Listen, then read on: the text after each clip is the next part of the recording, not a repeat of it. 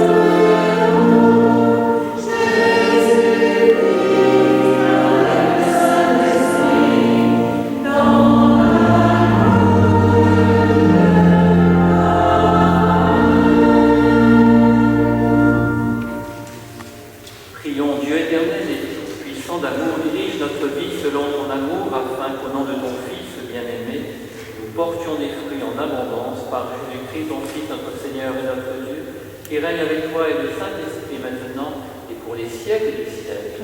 Amen. On va s'asseoir pour écouter la parole.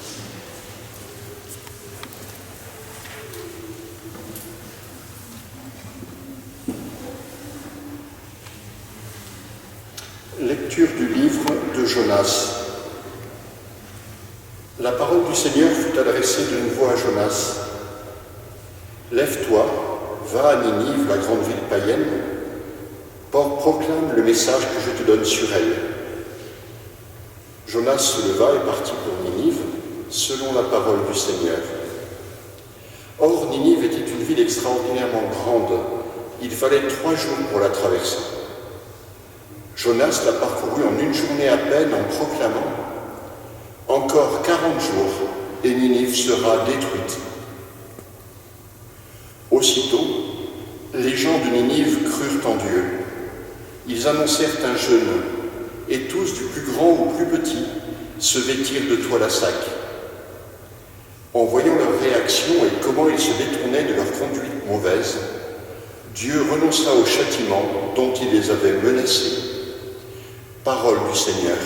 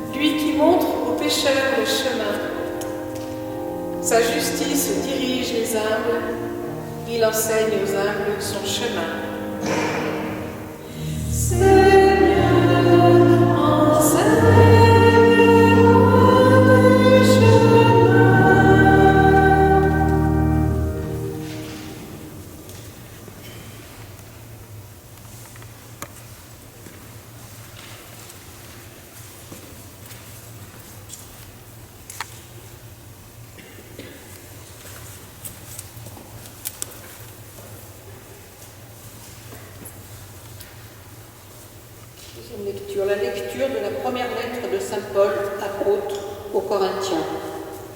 Frères, je dois vous le dire, le temps est limité.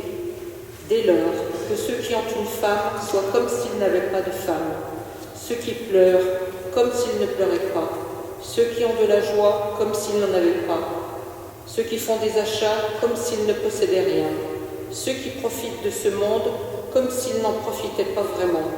Car il passe, ce monde tel que nous le voyons. Parole du Seigneur.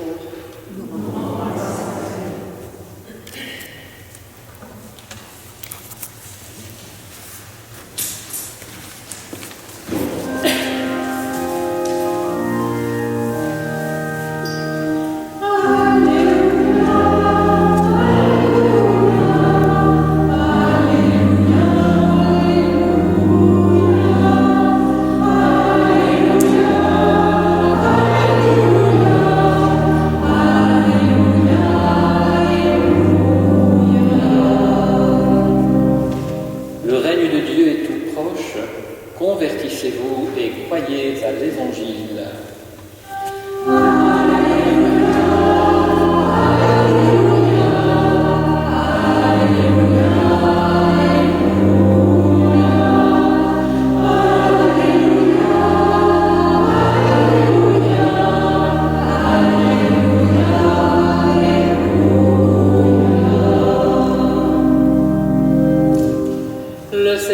soit avec vous.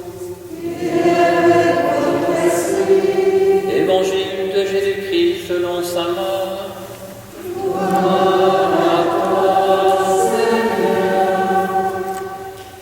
Après l'arrestation de Jean le Baptiste, Jésus partit pour la Galilée proclamer l'évangile de Dieu. Il disait : les temps sont accomplis, le règne de Dieu est tout proche, convertissez-vous et croyez à l'évangile. Passant le long de la mer de Galilée, Jésus vit Simon et André, le frère de Simon, en train de jeter des filets dans la mer, car c'étaient des pêcheurs. Il leur dit : venez à ma suite, je vous ferai devenir pêcheurs d'hommes. Aussitôt, laissant leurs filets, ils le suivirent. Jésus avança un peu et il vit Jacques, fils de Zébédée, son frère Jean, qui était dans la barque et réparait les filets. Aussitôt, Jésus les appela. Alors, laissant dans la barque leur père Zébédée avec ses ouvriers, ils partirent à sa suite. Acclamons la parole de Dieu. Louange à toi, Seigneur Jésus.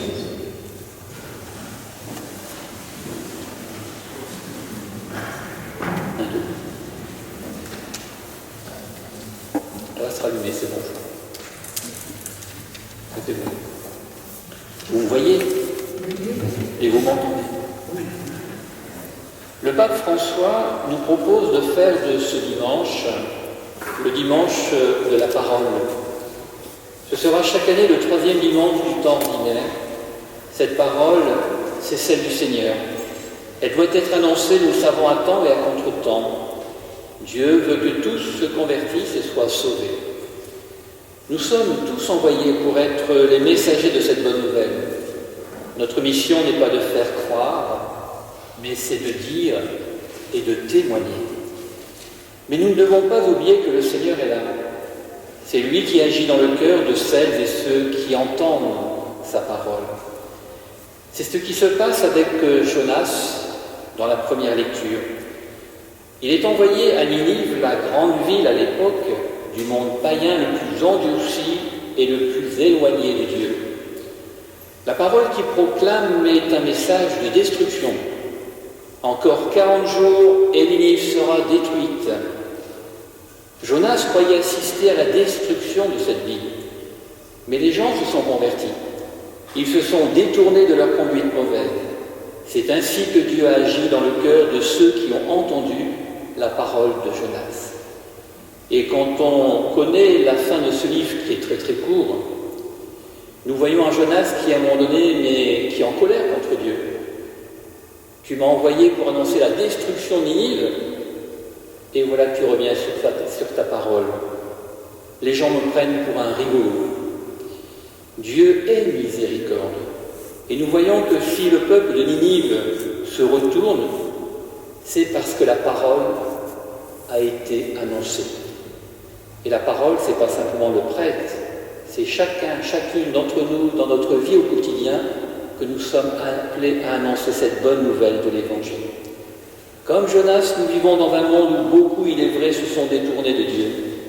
Nous sommes appelés et envoyés non pour annoncer leur destruction, mais pour témoigner de l'amour qui est en Dieu. Il est le Dieu de l'univers et de tous.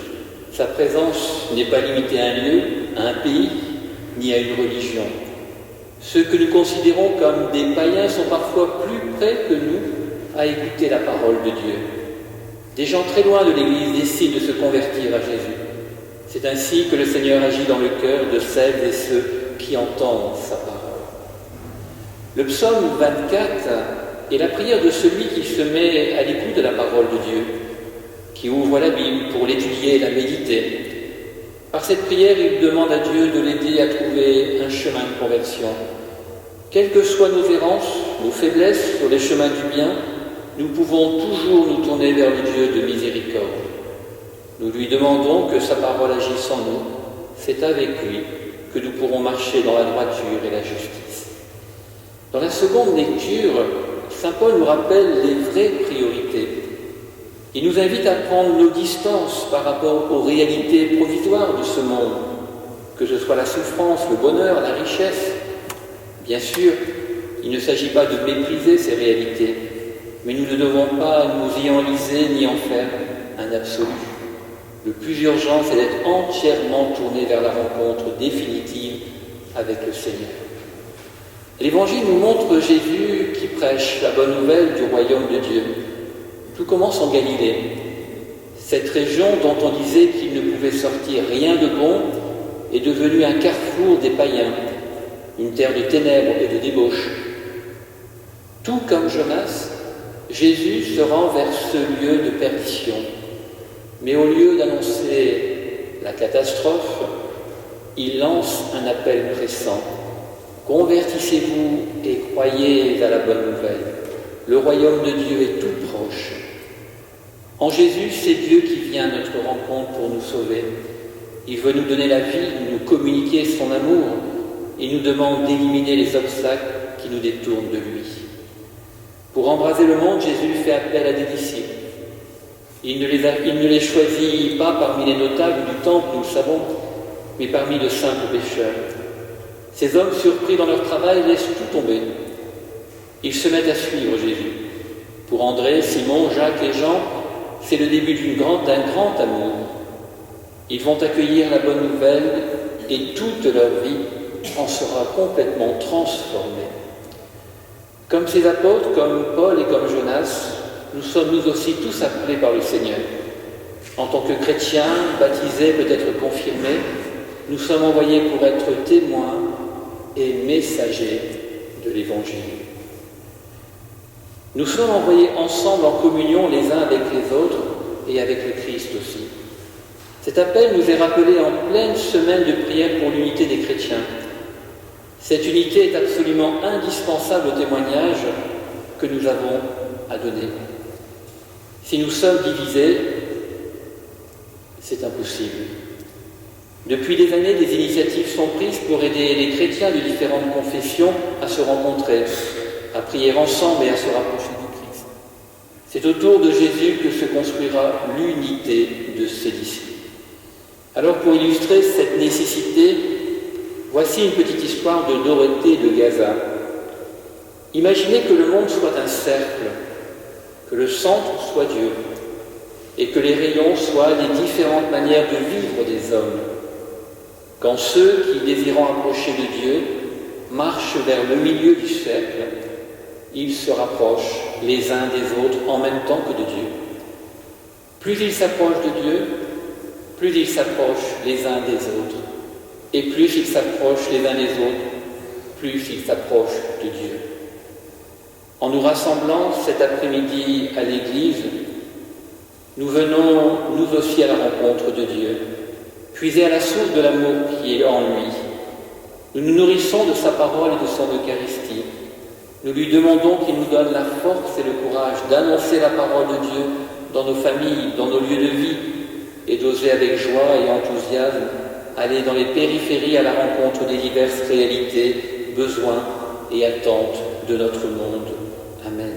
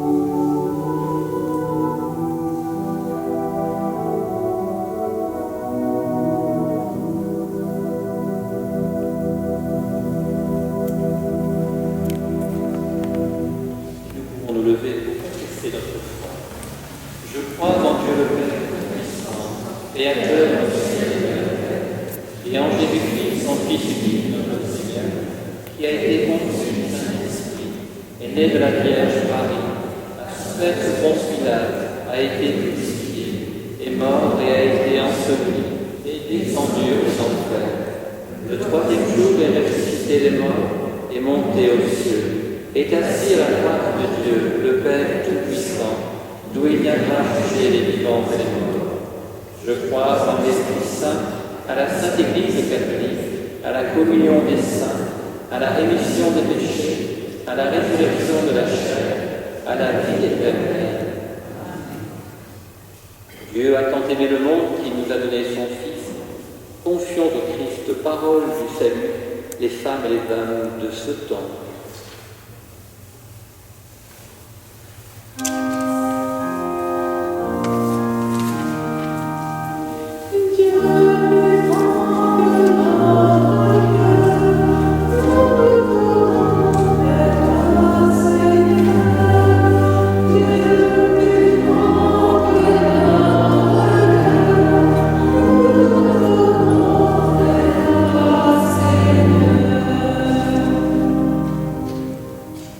Dans notre monde sont jetés des filets qui enferment, liberté muselée, agressions et violences de toutes sortes, maladies qui enferment dans la tristesse et le découragement. Nous te prions pour que les dirigeants de tous les pays trouvent la voie de la paix, de la justice et du respect de tous les peuples. Seigneur, exauce-nous.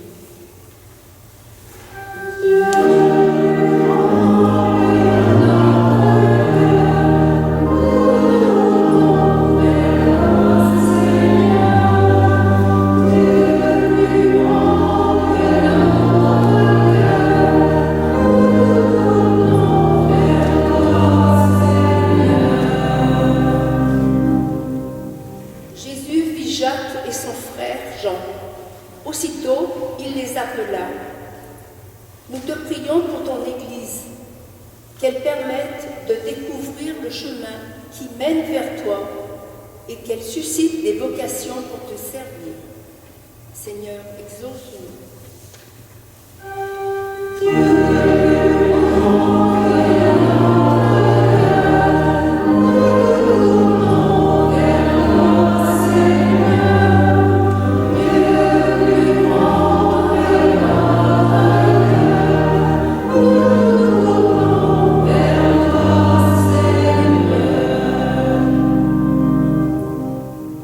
Fidèles à l'appel du Christ, des hommes et des femmes n'hésitent pas à risquer l'aventure de l'Évangile. Nous te prions pour que ton esprit éclaire notre communauté dans l'amour, l'écoute et la compréhension des autres. Seigneur, exauce-nous.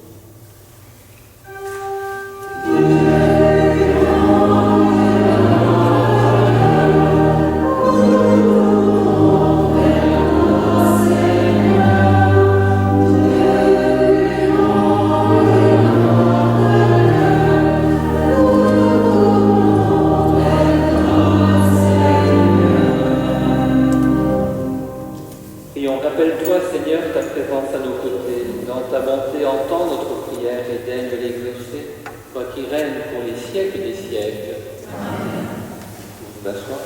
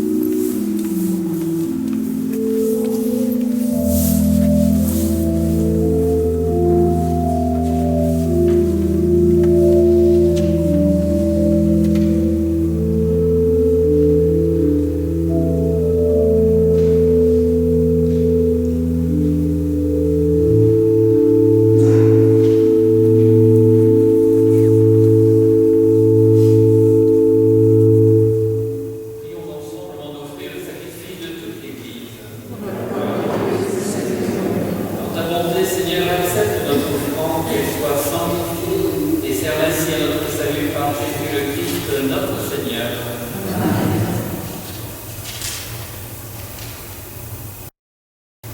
Le Seigneur soit avec vous.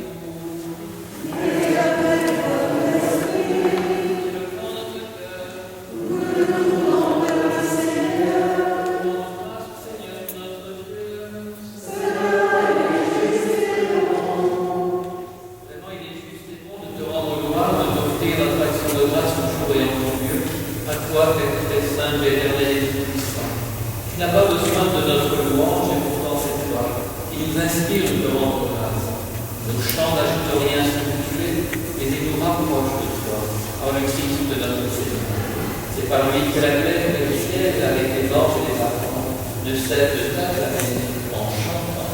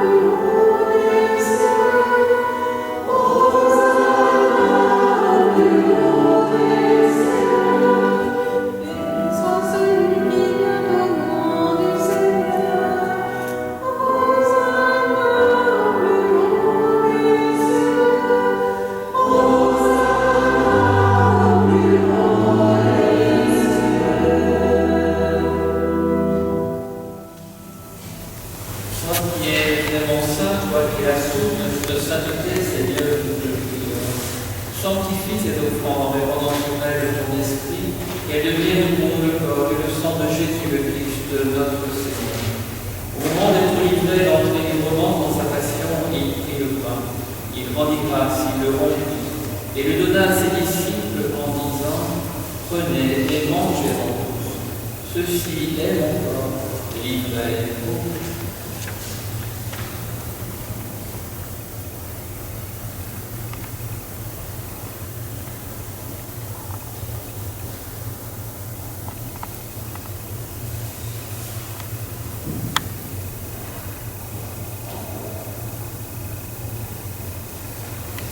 De même, à la fin du repas, il prit la coupe.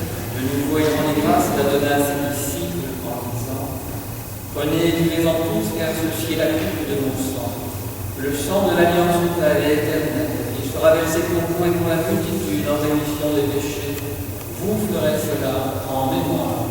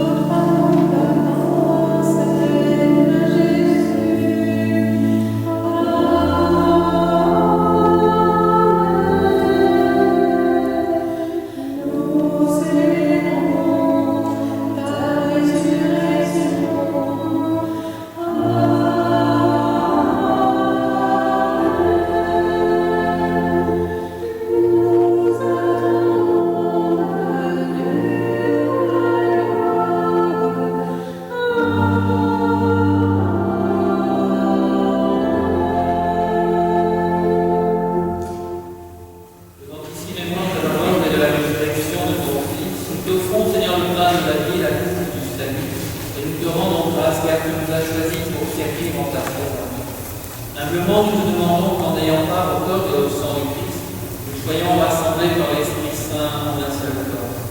Souviens-toi, Seigneur, de ton Église répandue à travers le monde, et la grandir dans ta charité avec le pape François, avec Pascal et tous ceux qui ont la charge de ton peuple. Souviens-toi aussi de nos frères qui se sont endormis dans l'espérance de la résurrection et de tous les hommes qui ont quitté cette vie.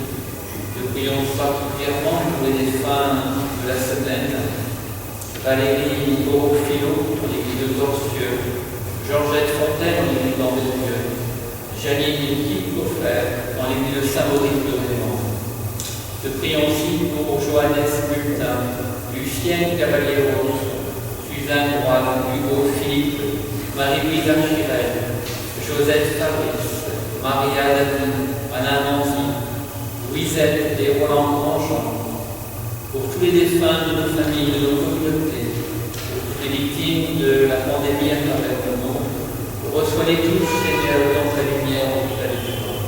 Et sur nous tous, enfin, nous implorons ta volonté. Permets qu'avec la Vierge Marie, le bienheureuse Mère de Dieu, avec Saint Joseph son époux, avec Stavros et les saints de tous les temps qui ont vécu dans ton amitié, nous ayons part à la vie éternelle et que nous chantions la louange par Jésus-Christ, ton Fils, bien. Alléluia, avec lui et avec lui.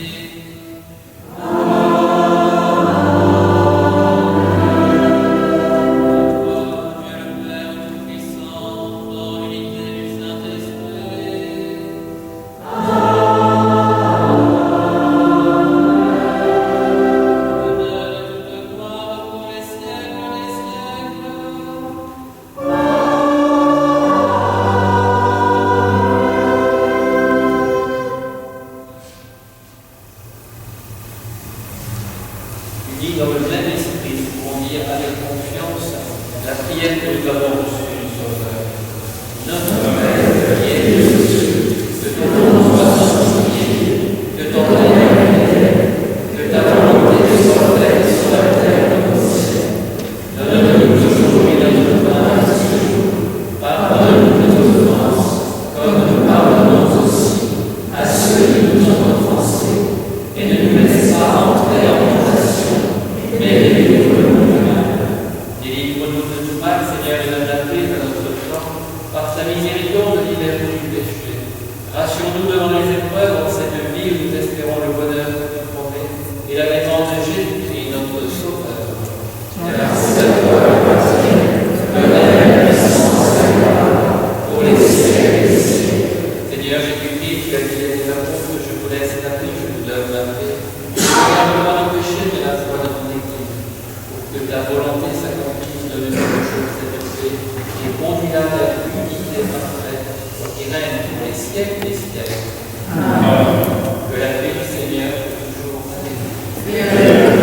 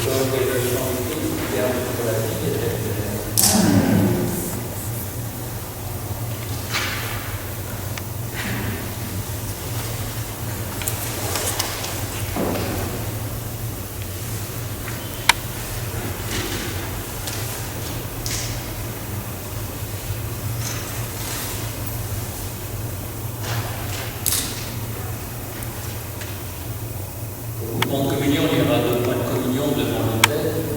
Et vous allez simplement à vous avancer sur une seule file, comme on fait d'habitude. On commence par l'évangile et on repart par les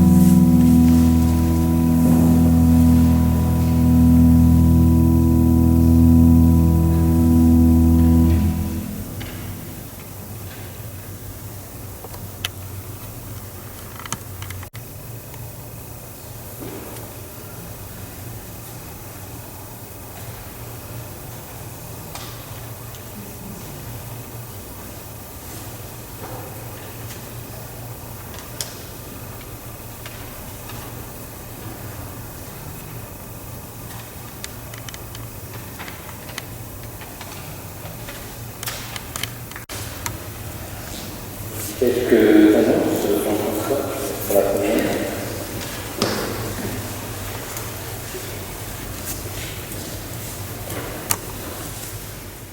Bonsoir à toutes et tous.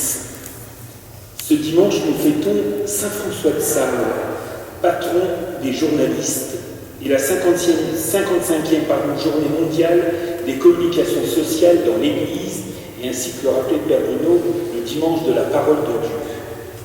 Avant de vous réclamer quelque chose, comme dans chaque annonce, je voudrais au nom de toute l'équipe communication de la paroisse vous remercier pour votre assiduité à nos communications visuelles, digitales et papier.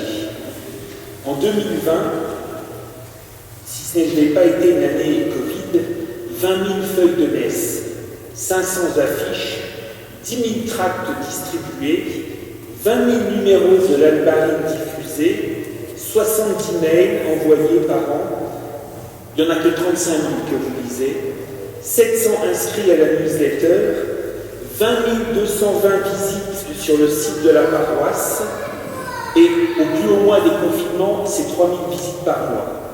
Sur notre chaîne YouTube, lorsque la messe sera retransmise demain, c'est 1500 vues par mois. Facebook stagne un peu, mais c'est un réseau social en perte de vitesse.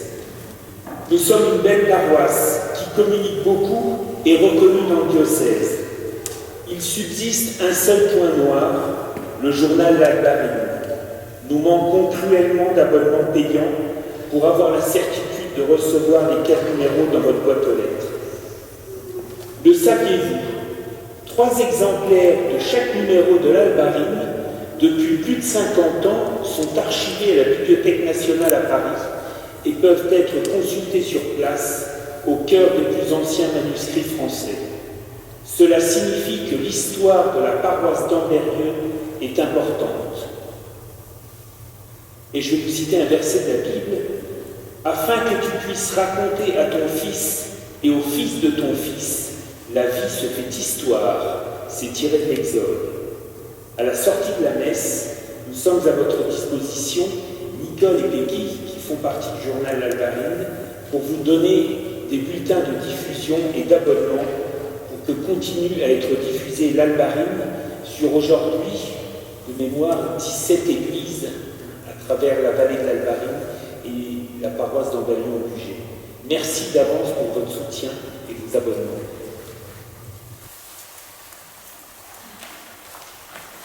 Voilà, merci Jean-François pour cette annonce. Et je rappelle aussi, vous l'avez sur votre feuille, c'est tous les 15 jours, le mardi matin après la messe, à 9h15 jusqu'à 10h dans la grande salle de la cure. Et il y a une possibilité pour ceux qui veulent se plonger un petit peu dans l'univers de la Bible, une rencontre initiation à la Bible. Voilà, ça se fait dans la grande salle avec la distanciation, tous les gestes barrières possibles. Et si vous voulez goûter à cette parole de Dieu, sachez qu'il y a cette possibilité, et ça commence mardi 26 janvier. Voilà. Et puis prenons ces habitudes maintenant de la messe à 16h. Il n'y a pas de changement dans les semaines à venir, mais en tout cas, prenons vraiment cette habitude de la messe du samedi à 16h, qui n'est pas évidente. C'est vrai, tout à l'heure, j'étais dans la réunion de préparation au mariage, et à 15h15, je devais déjà partir pour la messe du samedi soir. Et puis de préparer avec le groupe préparation mariage les 2 temps forts qui vont venir, avec un plan A, un plan B et un plan C. Il faut s'adapter en fonction de cette crise sanitaire. Mais il faut surtout garder confiance. Voilà, donc tous les samedis en tout cas, dans cette même église, la messe est à 16h, simplement une fois par mois, pour être attentif. Il y aura toujours un temps fort avec les enfants du caté, et à ce moment-là, la messe du samedi soir aura lieu à l'église de la ville, à l'église Saint-Symphorien. Mais normalement, si vous suivez votre feuille, vous avez toutes les informations. Voilà, je vous souhaite une belle et longue soirée et un bon dimanche à tous. Voilà. Et nous pouvons nous lever pour recevoir la bénédiction du Seigneur. Prions, Père, tout en priant, Dieu Tout-Puissant, ayant reçu de toi la grâce